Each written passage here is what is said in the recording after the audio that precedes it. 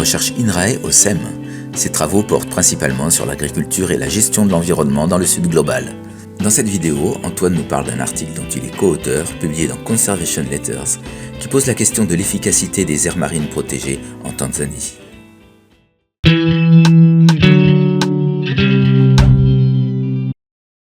Donc sur la base d'un article publié en 2006, issu d'enquêtes réalisées sur le terrain en Tanzanie en 2003, la Banque mondiale avait comparé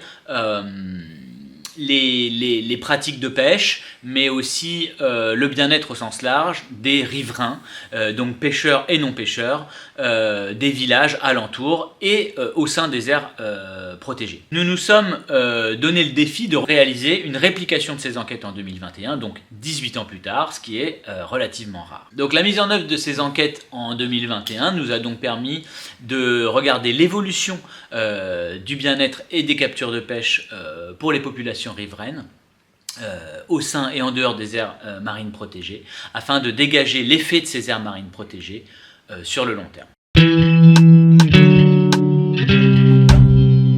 Nous sommes retournés donc dans les 24 mêmes villages de l'étude originale, des enquêtes de 2003, en interviewant 30 personnes par village afin d'avoir une idée de l'évolution, encore une fois sur le très long terme, 18 ans, ce qui est assez rare, du bien-être, mais aussi des captures de pêche au sein de ces populations riveraines des côtes tanzaniennes.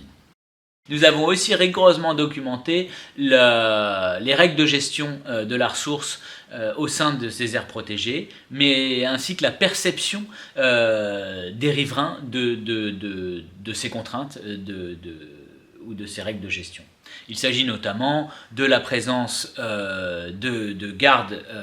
des parcs marins ou encore de l'occurrence des patrouilles au sein de ces parcs. Étonnamment,